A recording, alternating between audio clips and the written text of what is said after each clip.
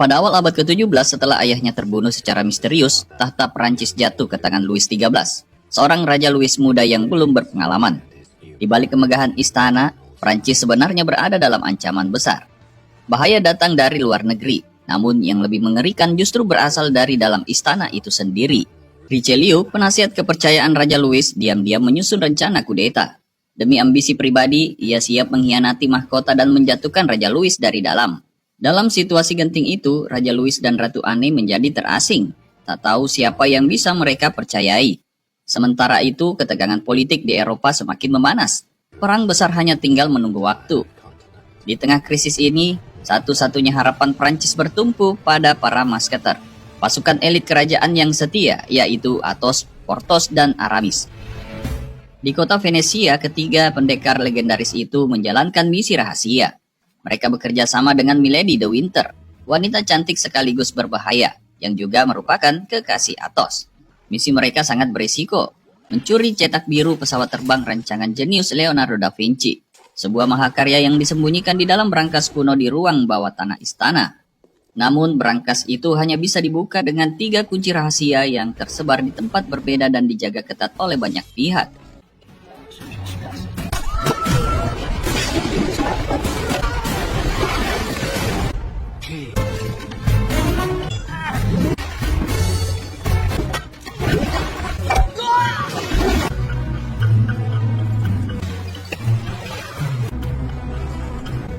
Who are you? After that's not a priest. I'm not really.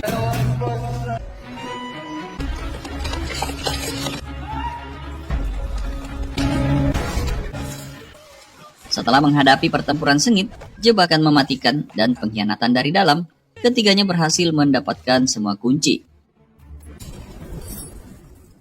Mereka pun bergegas menuju ruang rahasia yang diyakini menyimpan cetak biru bersejarah tersebut. Saat ketiga kunci dipasang, terdengar suara mekanis bergema pelan.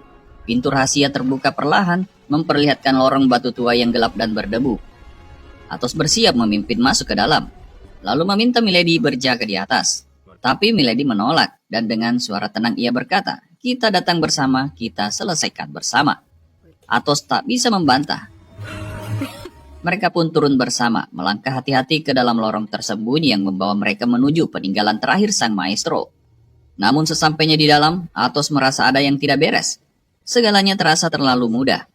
Untuk memastikan, ia melemparkan sebuah benda ke lorong depan. Dugaan Athos benar.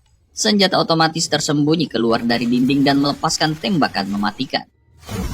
Ternyata lorong itu dipenuhi perangkap mematikan. Seluruh lantainya bertekanan. Satu langkah yang salah bisa memicu tembakan dari segala arah. Situasi menjadi sangat berbahaya. Porthos segera menawarkan diri untuk memanjat dinding, sementara Aramis menyarankan menggunakan tali untuk melintasi dari atas.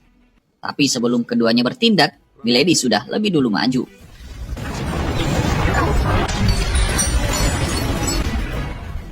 Ia menghindari semburan senjata dari dinding dengan lincah dan akhirnya berhasil melewatinya tanpa cedera. Setibanya di ujung lorong, ia memberi isyarat kepada yang lain agar segera menyusul. Tanpa membuang waktu, mereka pun bergerak cepat ke dalam ruangan rahasia untuk mencari cetak biru pesawat rancangan Leonardo da Vinci.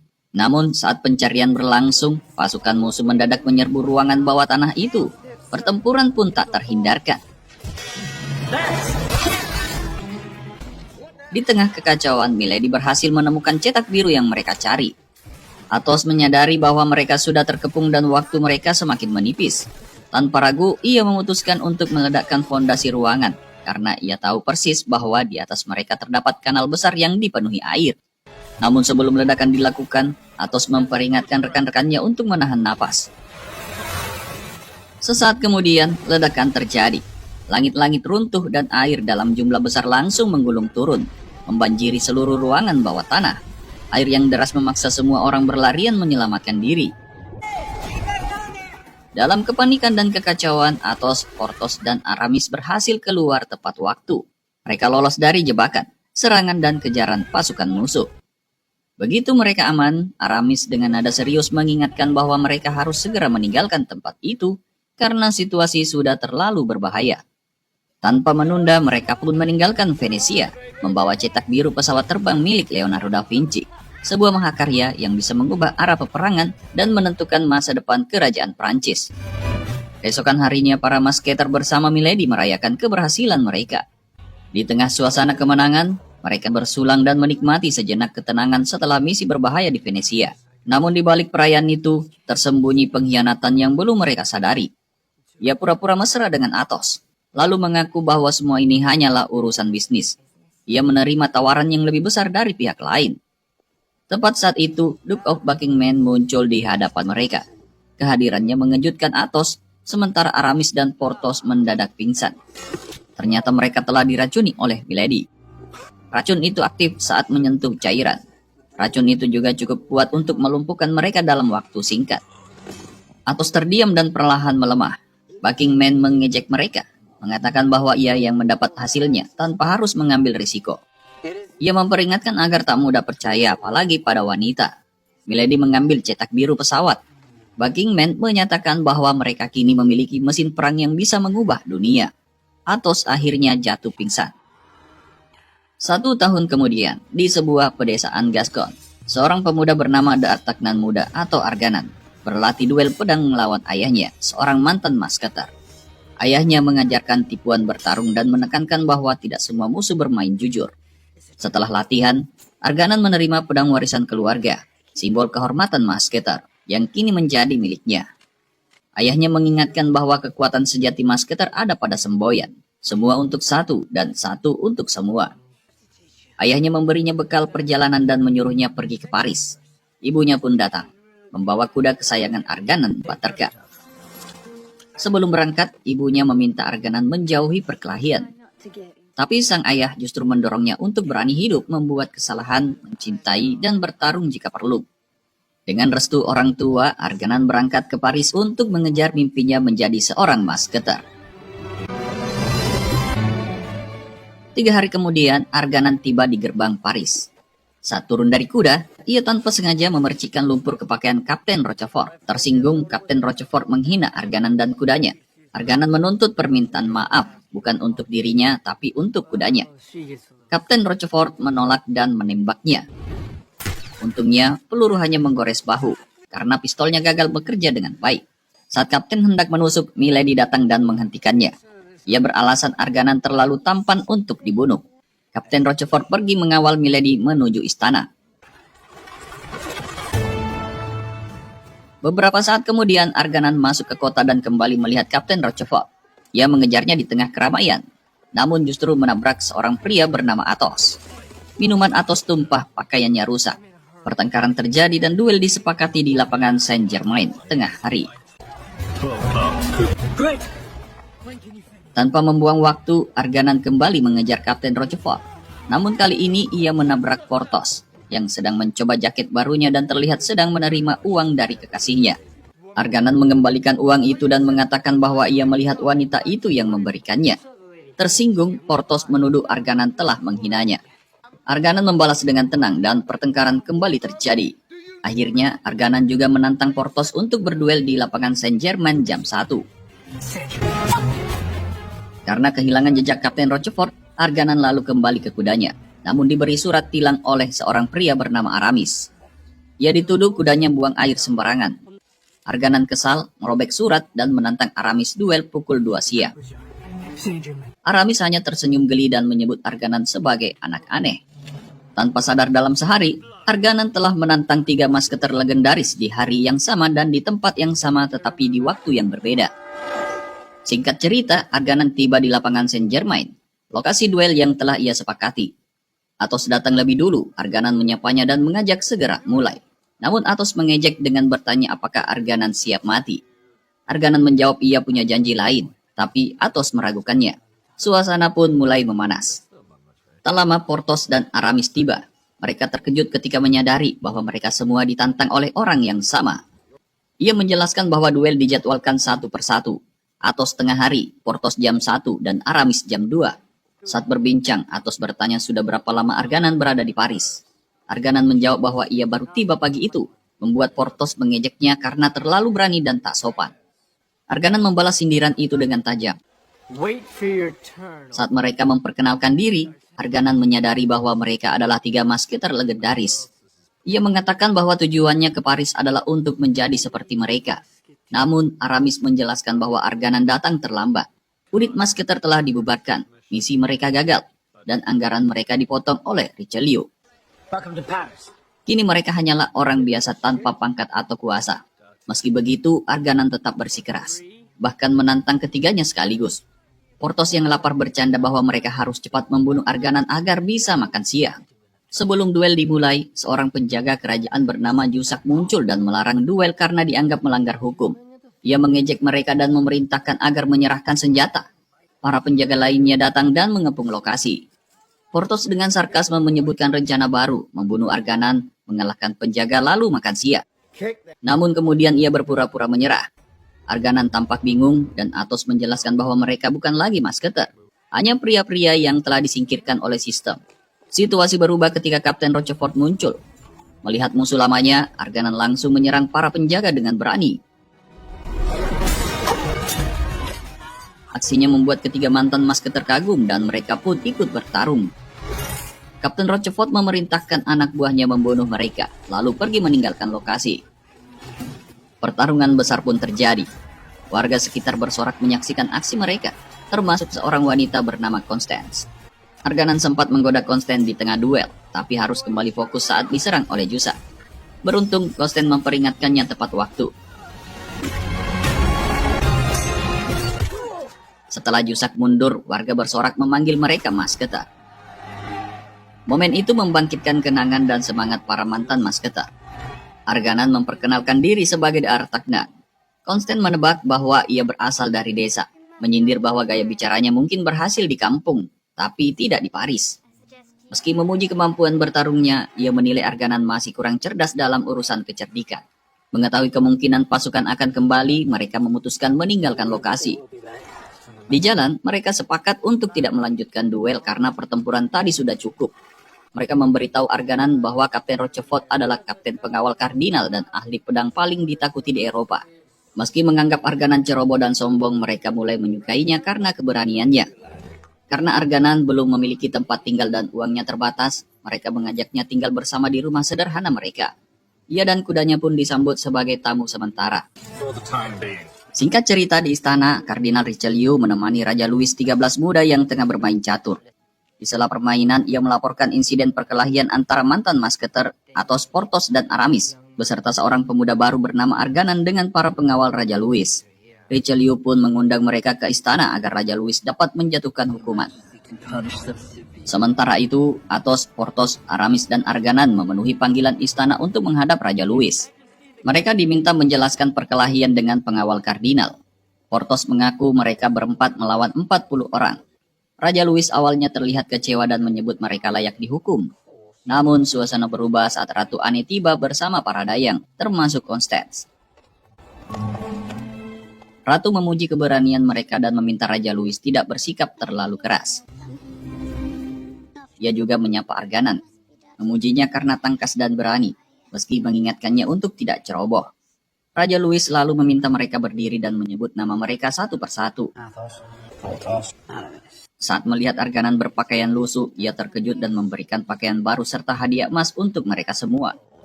Ia menegaskan bahwa para masketer adalah orang-orangnya dan memperingatkan agar tidak ada lagi perkelahian dengan pengawal Richelieu. Ratu Anne mendukung keputusan Raja Louis dan mengingatkan Richelieu untuk mematuhinya. Setelah itu, Raja Louis menyuruh mereka pulang dan meminta mereka datang ke parade esok hari dengan pakaian baru. Namun, tindakan Raja Louis yang membela para masketer membuat Richelieu marah. Ia merasa dipermalukan oleh keputusan sang Raja Louis muda yang dianggap kekanak-kanakan. Dengan amarah dan ambisi, Richelieu menemui Milady de Winter, mata-matanya yang setia.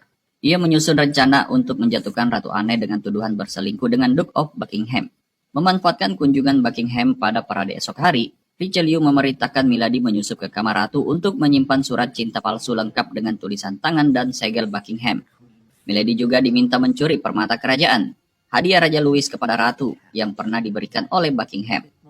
Kedua barang itu akan dijadikan bukti palsu perselingkuhan. Richelieu yakin jika Raja Louis mengetahuinya, ia akan murka. Reputasi ratu hancur. Inggris dipermalukan dan perang pun tak terhindarkan. Dalam kekacauan itu, Richelieu berharap bisa menggulingkan Raja Louis dan mengambil alih kekuasaan. Milady setuju dan menyebut Richelieu layak menjadi pemimpin Prancis. Keesokan harinya, parade kerajaan dimulai. Raja Louis gelisah karena tamu kehormatannya belum datang. Tiba-tiba sebuah kapal terbang muncul di langit. Rancangan Leonardo da Vinci yang dulu dicuri Milady kini digunakan oleh Duke of Buckingham. Raja Louis merasa terhina dan iri, lalu memerintahkan agar dibuatkan kapal serupa. Buckingham mendarat dengan gaya menyapa Raja Louis, lalu menyindir pakaiannya yang dianggap kuno. Ia juga menyindir Richelieu dengan halus, menyebut kendaraan mewah tak cocok untuk rohaniwan. Ratu Anne lalu muncul dan menyambut Buckingham. Keakraban mereka membuat Raja Louis curiga. Buckingham menyebut masa lalu mereka sebagai kenangan indah. Saat berjalan menuju istana, Buckingham melihat para masketer yang sedang berlutut memberi hormat. Ia mengenali Athos dan mengejeknya karena kembali ditemui dalam posisi berlutut, mengingatkan pertemuan mereka sebelumnya. Athos menanggapi sindiran itu dengan tenang, berjanji akan menghadapinya dengan tegak lain kali. Saat berada dalam istana, di ruang pribadi Kardinal Richelieu, Buckingham dan Kardinal Richelieu saling menyindir soal mata-mata mereka di istana. Richelieu menyarankan perdamaian antara Inggris dan Prancis, namun Buckingham curiga ada kepentingan tersembunyi. Ia menyombongkan kapal terbangnya sebagai senjata baru yang bisa mengubah jalannya perang. Richelieu tampak terkesan. Sementara itu, Milady de Winter mulai melancarkan aksinya. Dari atas istana ia mencermati situasi, namun seorang pengawal menegurnya karena berada di area terlarang ratu. Dengan tenang, Milady berpura-pura tersesat, mengeluh panas lalu pura-pura ingin pingsan. Saat pengawal lengah dan mencoba menolong, Milady mencuri pedangnya. Ketika pengawal lain mencoba menyerang, Milady mengeluarkan pistol. Tepat saat jam besar berdentang pukul 12 siang, ia menembak tanpa terdengar oleh siapapun. Milady lalu turun dan masuk ke kamar Ratu Anne.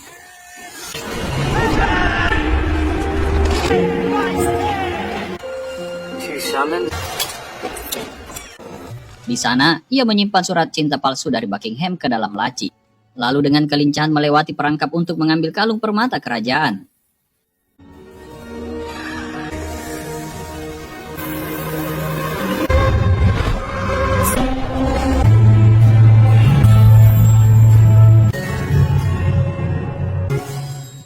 Setelah menyelesaikan misinya, Milady melapor kepada Kardinal Richelieu. Misi berjalan lancar. Richelieu memerintahkannya kembali ke London bersama Buckingham dan menyimpan permata itu di berangkas pribadinya di Menara London. Rencananya ketika skandal tersebar, Buckingham akan terpojok, Inggris murka dan perang pecah. Dalam kekacauan itu, Richelieu berniat merebut kendali Prancis. Namun ia memperingatkan Richelieu agar tidak mengkhianatinya. Milady menuntut jaminan politik agar tak dikhianati. Richelieu awalnya menolak dan mengaku bahwa kata-katanya cukup. Tapi Milady ingin bukti nyata. Akhirnya Richelieu menulis surat resmi berisi perintah perlindungan penuh bagi pembawanya. Surat itu menjadi tameng bagi Milady dari segala hukuman. Setelah menerimanya, Milady tersenyum puas. Ia pun bersiap kembali ke London mendampingi Duke of Buckingham. Sebelum berangkat, Buckingham berpamitan secara resmi di istana. Ia memberi hormat kepada Raja Louis, menyebutkan bahwa warna ungu adalah mode terbaru, dan dengan ramah menghadiahkan topinya kepada sang Raja Louis. Ia juga menitipkan salam untuk Ratu Anne dan berjanji akan segera menyampaikan pesan perdamaian Raja Louis kepada Raja James di Inggris. Dengan nada diplomatis, Buckingham menyampaikan salam perpisahan kepada Richelieu, menyebut pertemuan mereka sebagai sebuah kehormatan. Richelieu membalasnya dengan sopan, meski menyimpan agenda tersembunyi. Beberapa saat setelah Buckingham dan Milady pergi, seorang dayang menemukan surat di laci Ratu Anne. Surat itu langsung diberikan kepada Raja Louis, yang kemudian menunjukkannya pada Kardinal Richelieu.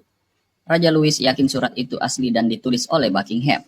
Ia tidak bertanya pada Ratu, karena menganggap Ratu pasti akan menyangkal. Richelieu dengan licik menyuruh Raja Louis membaca isi surat. Kardinal Richelieu menyarankan diadakan pesta dansa resmi di istana. Di sana, Ratu akan diminta mengenakan kalung tersebut. Jika kalung itu masih ada, tuduhan perselingkuhan bisa ditepis. Jika tidak, maka Ratu telah mengkhianatinya. Raja Louis memuji kecerdikan Kardinal Richelieu, tapi hatinya diliputi kecurigaan dan amarah. Ratu Anne mendapat kabar bahwa Raja Louis akan mengadakan pesta dansa 5 hari lagi. Ia memerintahkan Konsten untuk mengambil kalung permatanya dan membawanya ke tukang emas agar dibersihkan. Namun saat Konsten pergi ke tempat penyimpanan rahasia, kalung itu telah hilang. Ratu mulai curiga dan langsung menemui Kardinal Richelieu. Dalam pertemuan singkat, Ratu menyatakan bahwa ia tahu Richelieu berada di balik semuanya. Namun, Richelieu berpura-pura tidak mengerti. Ratu hanya ingin melihat langsung tatapan mata Richelieu saat berbohong lalu pergi. Konsten berusaha meyakinkan Ratu Anne yang bersedih dan mengatakan kalau masih ada harapan. We may not be lost yet. Malam harinya, ia langsung menemui Arganan dan para masketer, meminta bantuan untuk mengambil kembali permata yang kini diyakini berada di menara London bersama Buckingham. Misi itu berat, menyeberangi laut, menyusup ke benteng dengan penjagaan ketat, dan kembali ke Paris dalam waktu 5 hari sebelum pesta. Awalnya Arganan ragu, tapi setelah Konsten menciumnya, ia setuju. Porthos langsung ikut membayangkan kesenangan di London. Aramis pun bersedia. Namun, Athos memperingatkan bahwa Milady de Winter kemungkinan besar terlibat, karena ia pernah mencintainya dan tahu siapa dia sebenarnya. Rumah para masketer dikepung pasukan Kapten Rochefort. Mereka menolak menyerah. Saat rumah hendak dibakar, Planchet menyiram pasukan dari balkon sebagai pengalih. Dalam kekacauan itu, Arganan, para masketer, Konsten dan Planchet melarikan diri dengan menunggang kuda. Penangkapan pun gagal total. Kapten Rochefort pun melapor pada Richelieu. Namun, alih-alih memberi pujian, Richelieu mencibir kegagalan itu dan menyindir bahwa rencana seharusnya mengejutkan musuh, bukan sebaliknya. Ia kecewa dan tak tertarik pada alasan Rochefort. Richelieu lalu memerintahkan agar pelabuhan diawasi ketat. Tak ada yang boleh ke Inggris tanpa izin resmi darinya. Ia juga memerintahkan agar hadiah atas kepala para masketer disebarkan. Semakin tinggi hadiahnya, semakin baik. Sebelum Rochefort pergi, Richelieu memperingatkan dengan tegas untuk tidak mengecewakannya lagi. Keesokan harinya, Arganan, Konsten, Planchet, dan ketiga masketer tiba di pelabuhan Calais. Namun, mereka mendapati pelabuhan tetap dijaga ketat oleh pasukan Rochefort. Situasinya tampak mustahil untuk ditembus, bahkan dengan bantuan sekalipun.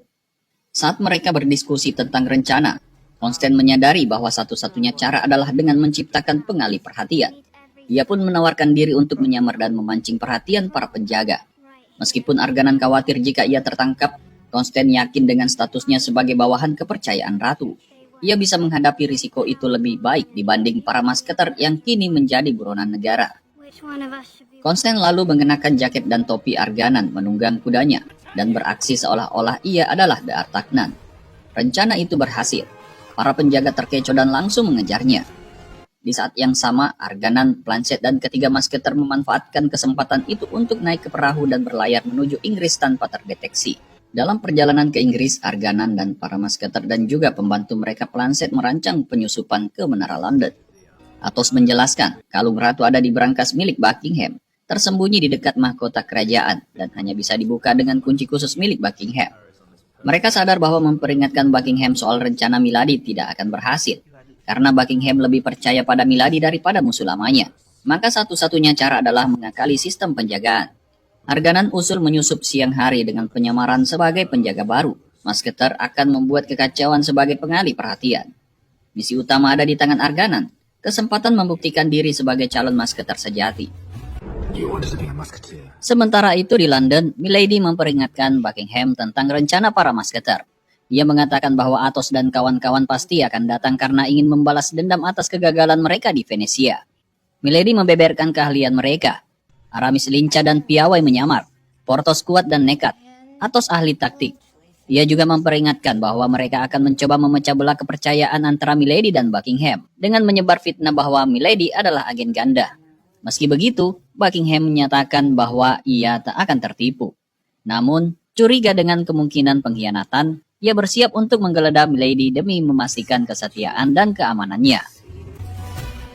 Setibanya di London, Arganan dan para masketer segera menjalankan rencana.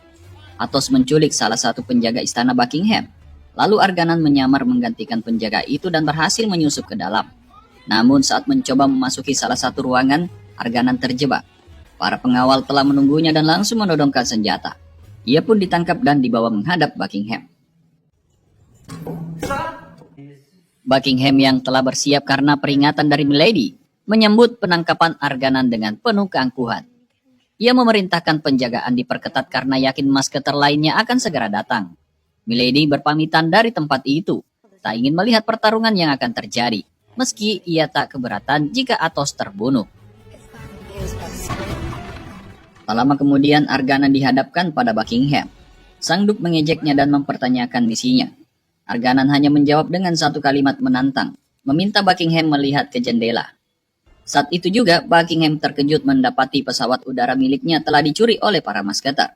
Arganan mengungkapkan bahwa justru dirinya lah umpan sebenarnya. Porthos melepaskan tembakan menghancurkan ruangan Buckingham. Serangan dadakan dari para masketer membuat kekacauan di istana.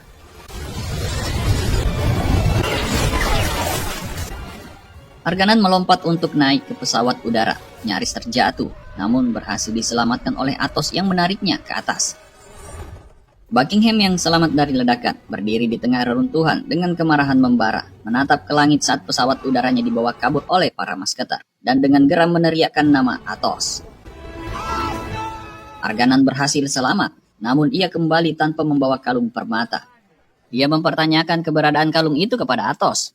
Athos menjelaskan bahwa kalung tersebut tidak lagi berada di tangan Buckingham, karena Milady selalu membawa harta berharganya sendiri. Ia tidak ingin mengambil risiko jika rencana pembobolan berangkas oleh para masketer berhasil. Dan Athos telah mengatur rencana. Planchet, sang pembantu, menyamar menjadi kusir yang mengantar Milady. Ia membawa kereta menuju tempat terpencil. Lalu kereta itu ditarik oleh pesawat udara.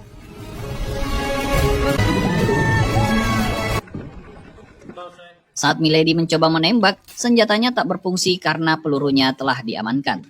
Athos memintanya menyerahkan kalung atau akan mengambilnya paksa. Milady menyerah.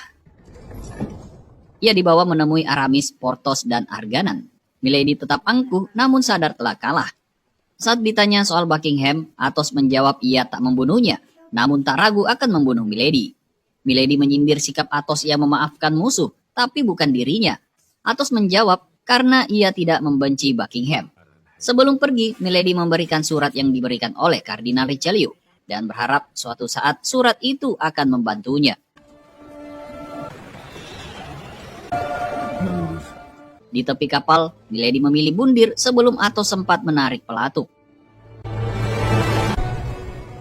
Aramis menyebut ia mati dengan caranya sendiri. Athos tahu Milady melakukannya demi dirinya. Mereka pun pulang. Di sisi lain, Rochefort menghadap Richelieu dan disambut dengan sindiran tajam. Richelieu mengatakan bahwa mengalahkan musuh imajiner memberi kepuasan tanpa risiko nyata. Dengan bangga, Rochefort melaporkan kabar baik. Constant berhasil ditangkap dan kini berada dalam kendali mereka. Sementara itu di istana, Raja Louis menghampiri Ratu Anne yang sedang memancing bersama para dayangnya. Sang ratu tampak cemas saat Raja Louis menyapanya. Dengan tenang, Raja Louis berkata bahwa ia hanya singgah sebentar untuk menyampaikan betapa ia menantikan pesta dansa malam ini. Menurutnya, kembang api dan kostum akan megah, tapi yang paling memesona adalah sang ratu, terutama jika ia mengenakan kalung pemberiannya. Raja Louis menekankan bahwa sangat penting baginya agar ratu mengenakan kalung itu malam ini. Ratu pun menjanjikan akan memakainya, meski jelas menyimpan kegelisahan. Adegan kembali berfokus pada para masketer. Kini pesawat udara mereka telah memasuki wilayah London. Namun tanpa diduga, mereka disergap dari balik gumpalan awan oleh pesawat udara milik Kapten Rochefort. Pesawat itu adalah hasil pembangunan rahasia berdasarkan cetak biru Da Vinci yang telah diserahkan Milady kepada Kardinal Richelieu. Kapten Rochefort datang tak hanya untuk bertempur, tetapi juga dengan rencana licik. Ia membawa Constant sebagai sandera, bermaksud menukarnya dengan kalung permata milik Ratu Anne. Ia menyapa mereka dengan ejekan dan mengungkap bahwa semua ini mungkin terjadi berkat pengkhianatan Milady. Ia memperingatkan keunggulan pesawat mereka yang merupakan versi yang lebih canggih dari milik Buckingham. Kapten Rochefort menyatakan bahwa Arganan akan menjadi orang yang melakukan penukaran. Ia mengancam akan meledakkan pesawat mereka jika mencoba melawan, dan memperingatkan bahwa satu tembakan saja bisa membunuh Constance. Aramis mencurigai bahwa begitu kalung diserahkan, mereka tetap akan diserang. Namun Arganan berkeras untuk bertarung. Ia berdebat dengan Athos, mempertanyakan apakah nyawa seorang gadis lebih penting daripada masa depan Prancis. Athos yang telah melewati banyak pengorbanan dan pilihan sulit, akhirnya menyarankan Arganan untuk memilih cinta. Menurutnya, Prancis bisa menjaga dirinya sendiri, tapi kehilangan orang yang dicintai adalah penyesalan yang tak tergantikan. Ia tak ingin Arganan berakhir sepertinya. Arganan akhirnya setuju untuk melakukan penukaran. Ia meminta Kapten Rochefort untuk melepaskan Constant lebih dulu, dan Kapten Rochefort pun menyetujui. Jembatan penghubung diturunkan dan penukaran terjadi. Setelah Arganan masuk ke pesawat udara musuh, ia langsung disergap oleh Jusak yang memukulnya dan merebut kalung permata. Kapten Rochefort mengejek Arganan dan memerintahkan pasukannya untuk menembak. Pertempuran udara pun pecah dengan saling tembak menggunakan meriam di langit kota London.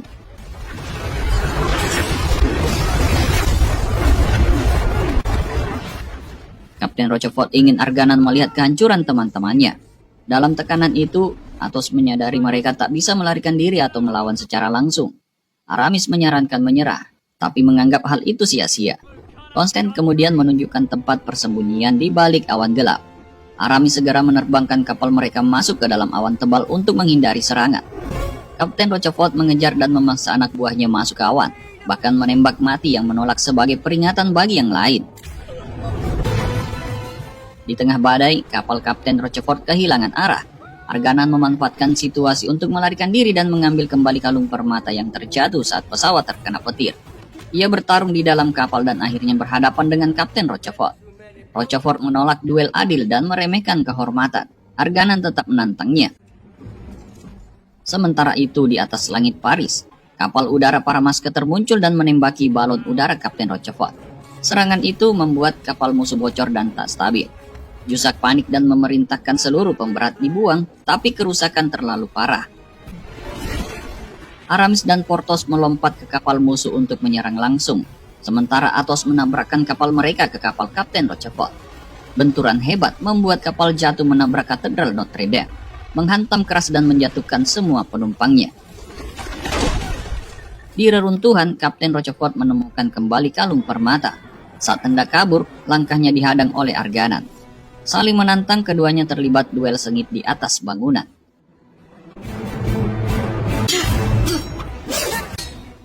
Arganan sempat terdesak, tapi bangkit dan akhirnya berhasil menusuk Kapten Rochefort.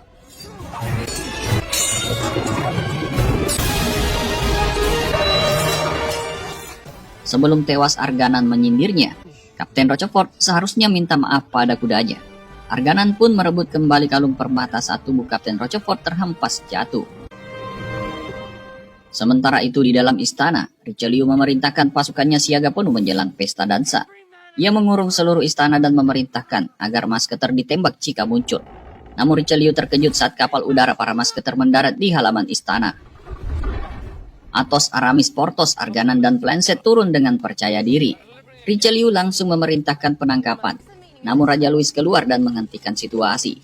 Athos menyampaikan bahwa kapal udara itu adalah hadiah dari Richelieu sendiri. Richelieu berusaha berpura-pura bahwa semuanya bagian dari rencananya. Athos mengungkap pengkhianatan Rochefort, agen Buckingham, dan menyerahkan surat dari Milady yang ditandatangani Richelieu sebagai bukti. Raja Louis membaca surat itu dan memuji Richelieu atas hadiah dan jasanya. Saat pesta dimulai, Ratu Anne muncul memakai kalung permata yang telah diperbaiki, menegaskan bahwa segalanya kembali aman. Raja Louis mengajak Ratu berdansa dan memuji Arganan atas keberaniannya. Ia menggoda Arganan soal Constant, dan Arganan membalas dengan santai. Thank you. Richelieu mencoba merekrut para masketer, tapi mereka semua menolak dengan gaya masing-masing. Thanks. I did have a job. I'm a drunk. Richelieu hanya tersenyum, yakin suatu saat mereka akan menerima tawarannya. Setelah pesta berakhir, para masketer meninggalkan istana dengan penuh kemenangan dan kehormatan. Mereka sepakat untuk merayakan kebersamaan, sembari tetap bersiap menghadapi ancaman apapun demi melindungi Prancis. Athos menegaskan bahwa persahabatan dan kesetiaan adalah nilai yang layak diperjuangkan hingga titik darah penghabisan. Dengan semangat membara, mereka bersatu kembali sebagai pelindung negeri dan simbol keberanian sejati, dan mengucapkan ikrar abadi mereka, semua untuk satu, satu untuk semua. Sementara itu di tengah laut, Milady de Winter ditemukan dan diselamatkan oleh Duke of Buckingham. Ia mengungkap bahwa dirinya masih hidup, begitu pula Milady, dan keduanya belum selesai dengan urusan mereka. Buckingham menjelaskan bahwa ia telah mengikuti jejak Athos dan berhasil menangkap Milady di perairan Selat Channel.